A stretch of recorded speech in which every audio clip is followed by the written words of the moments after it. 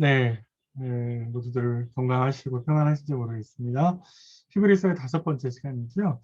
조금 짧게 5강은 5장 1절부터 10절까지 살피겠습니다. 6강에서 11절부터 6장 20절까지 좀 길게 살펴보도록 하겠습니다. 5번째 시간인데요. 같이 또 생각해 보시죠. 5번째 단락은 어디에 있느냐라고 하면 3차, 세 번째 논의의 장을 여는 단락입니다. 1차와 2차에서 저자는 예수님을 왕, 특별히 고난을 받으신 왕으로 제시를 했다면 3차에서는 예수님을 제사장으로 제시를 합니다. 그래서 대제사장인 예수님, 그것을 겉면에 기반으로 삼아서 5장 11절부터 6장 20절까지는 우리가 그러면 어떻게 합당한 반응을 보여야 되느냐라고 하는 것을 설명하지요. 그래서 이번 시간에는 5장 1절부터 10절인데요. 복잡하지 않습니다. 사실 복잡하지 않은데 사실은 5장의 이런 이야기를 들으면서 결국 그래서 우리는 뭐 어떻게 적용해야 되지? 라고 하는 게 훨씬 더 우리에게 어렵게 다가올 수 있는데 한번 같이 적용해 보시면 좋겠습니다. 생각해 보시죠. 자, 아까 말씀드린 것처럼 1, 2차는 예수를 왕으로 제시한다 했는데 1차의 설명이 2차에서 확대됐거든요. 마찬가지로 3차의 설명은 5장 1절부터 10절에 있는 설명은 7장부터 쭉 나오는 지금까지 굉장히 예수님의 대제사장직에 대한 설명은요. 7장 1절부터 10장 18절까지 나중에 이제 4차에서 길게 확대가 될 겁니다. 그때 좀 더 자세하게 살펴보는 걸로 하고요. 일단 문단이 어떻게 구성되는지 좀 보세요. 5장 1절부터 10절은 저는 이렇게 나오는데요. 1절부터 7절까지 대제사장을 세우려면 두 가지 조건이 필요한데 그 두 가지 조건을 예수님께서 다 만족하신다. 그래서 8절부터 10절에는 그래서 예수님께서 참 대제사장이다. 이렇게 건면한다는 거예요. 이게 쓰고 있다. 단락을. 이런 논리를 펼치고 있다라고 하는 것을 좀 염두에 두시면서 한 번씩 살펴볼까요? 하나님께서 대제사장을 세우시는 데는 두 가지 조건이 있더라라는 거예요. 한번 보세요.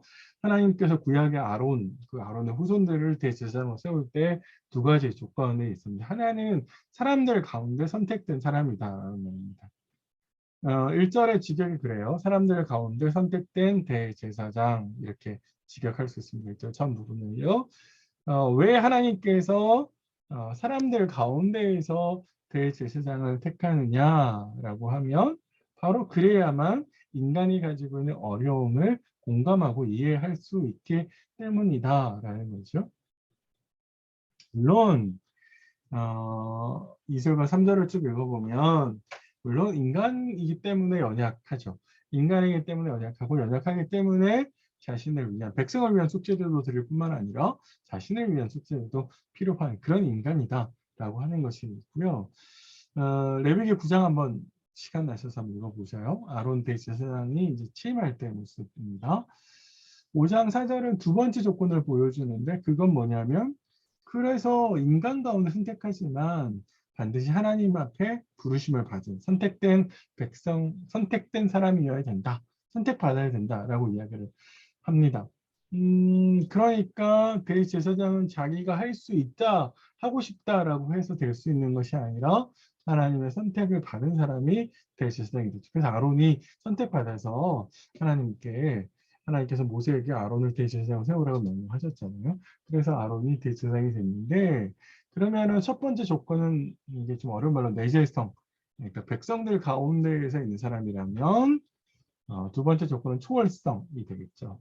하나님과 통해야 됩니다. 그러니까 첫 번째 조건이 인간 사이에 소통을 할 수 있는 인간의 아픔과 인간의 어려움을 공감할 수 있는 사람이어야 된다라고 이야기하면 동시에 하나님의 뜻을 가르쳐야 되기 때문에 하나님과 소통할 수 있는 그래서 하나님과 선택받는 게 필요하죠. 그래서 인간의 연약함을 공감함과 동시에 하나님의 뜻을 전달할 수 있는 바로 이 두 가지 조건이 인간 대제사장을 세우는 조건이고 또 인간 대제사장이 가지고 있는 모습이라는 거예요. 그랬는데 이 두 가지 조건을 딱 보니까 예수님하고 잘 맞더라라는 건데 그걸 이제 5장 5절부터 7절이 붙으면서 보여줍니다. 이걸 카이즘 구조라고 이야기하는데요. 첫 번째 조건과 두 번째 조건을 모두 만족하는, 그래서 두 번째 조건을 만족하고 첫 번째 조건을 만족하는 내용이 5장 5절부터 6절, 5장 7절에 그대로 이제 적고 있습니다. 한번 보실까요? 두 번째 조건부터 먼저 이야기하고 있는데요. 두 번째 조건이 뭐였습니까? 선택받아야 된다. 하나님의 부르심을 받은 사람이어야 된다라는 게 조건이었잖아요. 예수님도 그래서 스스로 영광을 취하신 게 아니다라고 이야기합니다. 스스로 영광을 취했단 말은 예수님이 하고 싶어서 한 게 아니다라는, 부르심을 입었다라는 거죠. 그래서 부르심을 입었다라는 근거 구절을 시편 2편 7절 그리고 시편 110편 4절에서 가지고 옵니다. 시편 2편 7편은 잘 아시는 너는 내 아들이다라고 해서 이 아들이 가지고 있는 직위가 왕이라고 해서 제가 말씀드렸고요. 시편 110편은 대제사장으로서 멜기세덱의 반차를 따르는 제사장, 이걸 성취하는 분이 바로 예수님입니다. 이건 7장에 가서 훨씬 더 자세하게 설명해 나옵니다. 그러니까 예수님도 스스로 그러니까 왕이 되시거나 혹은 제사장이 된 게 아니라 하나님께서 예수를 부르셨다는 겁니다. 한 가지 조금만 더 추가 설명을 드릴게요. 왕과 대제사장, 이 문맥 안에서는 대제사장이라고 하는 것이 되게 중요한데 이걸로 중심에서 풀어나가기 때문에. 근데 왜 그러면 시편 2편, 7편을 굳이 인용했냐라고 하면 처음부터 저자는 예수님께서 왕이시다라고 하는 생각을 줄곧 가지고 왔기 때문에 그렇습니다. 그래서 왕이신 예수가 대제사장 역할을 수행하신다라는 걸 보여주려고 시편 2편, 7편을 가지고 왔다. 이렇게 이해하시면 될 것 같아요. 그러면은 두 번째 조건을 만족했다면 이제 첫 번째 조건도 만족하시는데 5장 7절을 설명드리겠습니다. 육체에 계실 때라는 말은 인간의 연약함을 이해할 수 있어요. 인간으로 오셨을 때라는 걸 얘기하잖아요. 인간이 되셨기 때문에 인간이 가지고 있는 어렵고 아프고 힘든 점들을 이해하실 수 있다. 이렇게 했어요. 그래서 인간이시기 때문에 심한 통곡, 눈물로 간구하고 소원을 하나님께 드릴 수 있는 거죠. 연약하기 때문에 하나님께 도움을 요청할 수 있다. 이런 이야기하는 거죠. 이게 이제 쉽게는 겟세마네 동산에서 예수님께서 십자가에 돌아가시기 전에 드리신 기도라고 생각할 수 있는데요. 그것보다는 문맥에 좀 더 부합한 것은 인간으로 사셨던 육신, 성육신 하셔서 육체로 계시면서 예수님 인간으로서 경험한 그 모두한 것들을 표현한 것. 그래야만 이제 앞의 조건은 인간의 연약함을 이해하는 것과 잘 어울려 보입니다. 그래서 이렇게 설명하는 게 훨씬 더 나아 보이는 거. 그래서 결론은 뭐냐라고 하면 예수가 참 대제사장이시다라는 거예요. 그래서 먼저 제시한 근거 두 가지를 정리를 합니다. 예수님이 하나님의 아들로 부름을 받았지만 그럼에도 불구하고 육체로 계실 때에 고난을 받으셨고 그래서 온전해지셨다. 그래서 이게 앞에서 조건을 이야기한 거 하나님의 부르심을 받아야 되고 인간의 연약함을 이해해야 된다는 두 가지 조건을 만족하는 거죠. 그래서 온전하게 되셨다 이렇게 되는데요. 이거는 뭔가 원래 안 되셨는데 이렇게 뭐 좀 뭔가 갖췄다 이런 이야기보다는 사명을 감당하실 수 있게 충분히 됐다. 아마 이런 이야기를 하는 것 같고요. 그래서 결론은 뭐냐면 그래서 예수 그리스도가 구원의 근원이 되셨다. 이렇게 이야기를 하고 있고요. 그래서 10절에서는 대제사장, 멜기세덱의 반차를 따르는 대제사장이라고 하는 칭함을 받을 수 있게 되었다라고 하는 이야기를 이렇게 하고 있습니다. 아주 뭐 그렇게 복잡한 내용들은 아니죠. 사실 7장이 가서 조금 더 복잡해지는데 5장 1절 10절은 좀 간략하게 예수님의 대제사장이시다라고 하는 것을 우리에게 제시하는데 사실 이 말씀을 묵상해 보시면 그래서 예수님 대제사장인데 나에게 어떤 의미가 있지라고 하는 것을 좀 생각해 보실 필요가 있는데 그게 좀 어려운데 첫 번째 한번 보세요.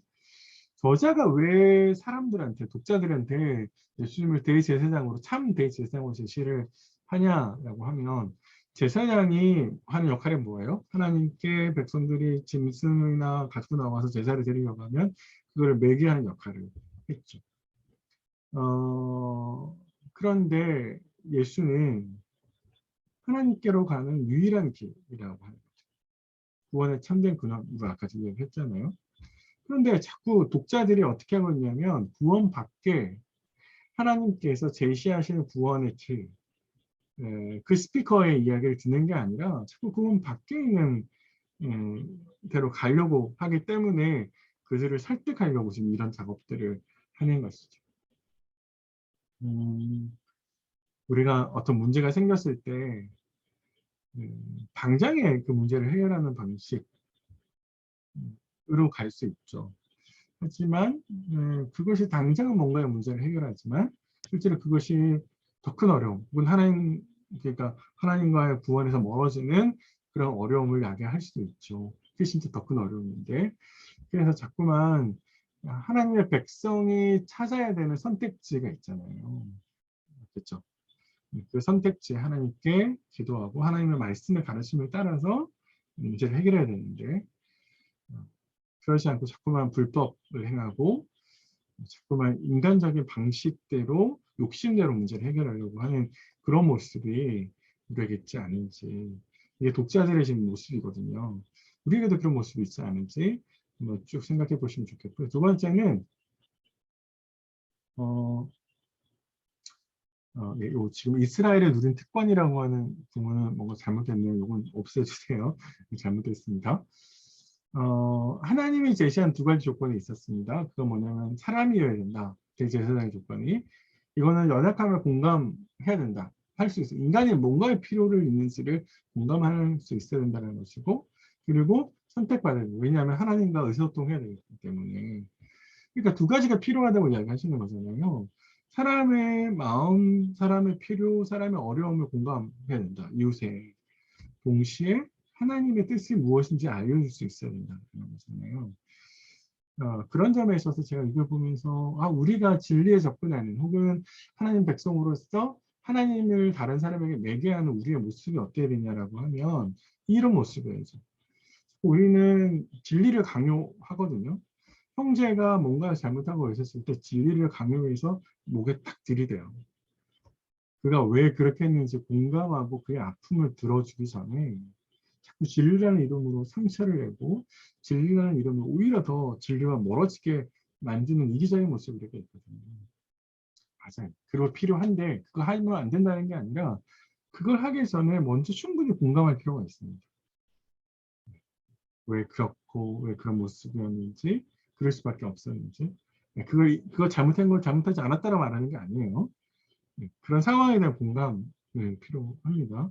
두 번째는 공감만 하고 있으면 안 되죠. 그렇구나라고 해서 공감하면 안 됩니다. 그것만 하면 안 되죠. 동정하는 걸 넘어서서 그럼에도 불구하고 잘못을 지적하고 하나님의 뜻이 무엇인지를 알려주는 역할을 우리가 해야죠. 이 두 가지가 우리 안에 균형 잡혀 있어야 되지 않을까요? 네, 저는 그렇게 생각을 합니다. 그래서 이 두 가지 모습을 다 균형 잡아서 하나님 앞에 바로 설 수 있어야 될 것 같고요. 마지막으로 순종으로 온전히 이루신 예수를 좀 깊이 좀 묵상하셨으면 좋겠습니다. 예수님 순종하신 이유는 능력이 부족해서가 아니라 예수님께서 하나님의 말씀, 하나님의 뜻을 잘 감당하기 위해서 사명을 잘 감당하기 위해서 하나님께서 인류를 구원하시기 위해서 예수를 보내셨잖아요. 그 뜻을 잘 감당하기 위해서 예수님께서 그런 하나님 뜻에 충실하기 위해서 하셨는데 우리가 하나님 말씀에 충실해야 되는 이유가 순종해야 되는 이유가 있겠죠. 우리가 순종하는 것만큼 하나님의 뜻이 내 가정, 내 공동체, 내 이웃에게 이루어질 수 있거든요. 그런 통로, 막힘이 없는 통로, 건강한 통로가 되기 위해서 하나님 나를 통해서 하나님 뜻을 이루어갈수록 순종이 필요하다는 겁니다. 그래서 내 순종을 재료로 삼아서 하나님이 역사를 이루어 가실 수 있다. 라는 걸 기억하시면서 오늘 또 어떻게 순종해야 되는지 순종하지 못한 건 떠올려 보시고 그런 순종하는 결단 좀 내리셨으면 좋을 것 같습니다. 네, 5강은 이렇게 좀 짧게 마쳤는데요. 6강에서는 조금 길게 설명을 드려야 될 것 같습니다. 수고 많으셨고요. 저는 6강에서 뵙겠습니다.